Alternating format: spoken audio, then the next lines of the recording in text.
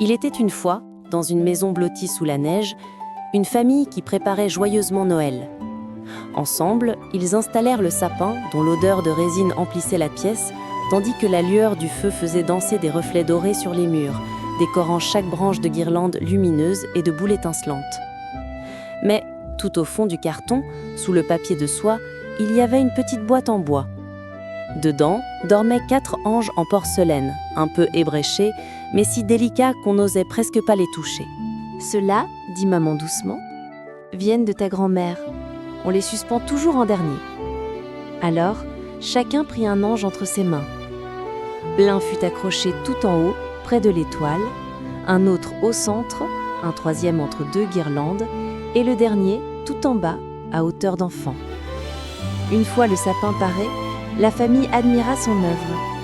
Puis chacun alla se coucher, laissant la maison s'endormir sous la garde du sapin illuminé. La nuit tomba plus profonde, et le silence gagna la pièce. Soudain, un frémissement parcourut les branches. 3 anges s'éveillèrent. Leur petit compagnon, le plus jeune, avait été suspendu tout en haut, près de l'étoile. « Allons le retrouver », chuchota le premier. « Ensemble », répondit le second. Et les 3 petits anges se mirent à grimper, de branche en branche, dans la lumière tiède. En chemin, une boule verte en forme de sapin s'illumina. « Oh, qui êtes-vous, petits êtres de lumière ?» demanda-t-elle d'une voix douce et grave. « Nous cherchons notre ami, le petit ange des étoiles. L'as-tu vu ? Et qui est ce petit ange ? Celui qui veille tout en haut près de la lumière. » Le grand sapin fit frémir ses aiguilles. « Oui, je l'ai senti passer. Montez, mais prenez garde, la nuit est profonde. » Les anges le remercièrent d'un salut et poursuivirent leur ascension. Un peu plus haut, ils croisèrent une pomme de pin, ronde et fière, qui se balançait au bout d'une branche. « Tiens donc, qui grimpe par ici ?» demanda-t-elle, d'une voix un peu rauque. « Nous cherchons notre ami, le petit ange des étoiles, » répondirent les angelots. « Et toi, qui es-tu ?»« Moi, » dit-elle fièrement en redressant ses écailles, « je m'appelle Pomme, et mon nom de famille est Pin. » Pomme de Pin fit craquer doucement ses écailles, puis cligna de l'œil d'un air malicieux, faisant tomber une minuscule poussière de résine brillante sur les anges. « Je ne l'ai pas vu passer, mais j'ai entendu un souffle de lumière venir d'en haut. Grimpez mes petits, et prenez garde à ne pas glisser sur mes écailles. »« Merci, Madame Pomme de Pin !» répondirent les anges en riant. Plus haut encore, une boule cloche se balança doucement. « Ding dong, où courez-vous donc si tard ?» demanda-t-elle d'un ton rieur. « Nous cherchons notre ami, le petit ange des étoiles.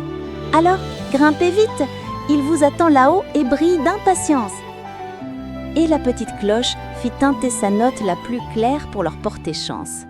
Encore plus haut, ils virent la lueur d'une vieille boule dorée. À l'intérieur, un minuscule sabotier travaillait à la flamme d'une chandelle. Son nom était Baptiste, et ses sabots minuscules brillaient comme de l'or. « Bonsoir, maître Baptiste, aurais-tu vu passer notre compagnon ?» Sans lever les yeux, il grogna doucement. « Les anges, ça vole, et moi, je taille mes sabots. » Puis, plus tendre, « Montez, petit, dites-lui que Baptiste, le sabotier, lui souhaite un joyeux Noël. » Les anges lui adressèrent un salut respectueux et reprirent leur ascension. Au pied du sapin, un chat au collier rouge, tout étonné de voir les décorations frémir, leva la tête et demanda d'une petite voix « Qui êtes-vous donc, petits êtres qui bougez dans la nuit ?» Les anges lui sourirent doucement, mais ne répondirent pas encore, car la magie ne devait s'éveiller qu'à la tombée du silence. Le feu crépitait doucement, le chat s'étira au pied du canapé, et dehors, la neige tombait sans bruit. Mais soudain, des pas lourds firent craquer le plancher. Une porte grinça. C'était le père, qui se levait pour boire un verre d'eau. Il passa près du salon, somnolent, sans remarquer les petites lueurs qui dansaient entre les branches. Le chien, lui, leva la tête. « Ouf !» fit-il, intrigué. Les anges se figèrent. Le plus petit battit doucement des ailes. Alors le chien, croyant bien faire, répondit. « Ouf ! Bonsoir !»« Chut, Charlie !» murmura le père depuis la cuisine. « tu vas réveiller tout le monde. Le chien baissa la tête, un peu honteux, tandis que les anges étouffaient un petit rire cristallin. Puis, dans le calme revenu, ils reprirent leur ascension. Enfin, tout en haut du sapin, près de l'étoile, leur ami les attendait. « Vous voilà !» dit-il avec un sourire éclatant. « Nous avons mis du temps, mais personne ne s'est perdu !» répondit le plus ancien. Alors ils se prirent par la main. Leur lumière se mêla, formant une douce clarté dorée qui illumina toute la maison. Elle glissa sous les portes, franchit les fenêtres et elle a effleuré les rêves de ceux qui dormaient loin. Ils se souvinrent alors de tous les sapins qu'ils avaient décorés et de toutes les familles qu'ils avaient vues, chacune différente, mais toujours unies par la même lumière de Noël. Et dans le silence doré du petit salon, le sapin paraissait sourire.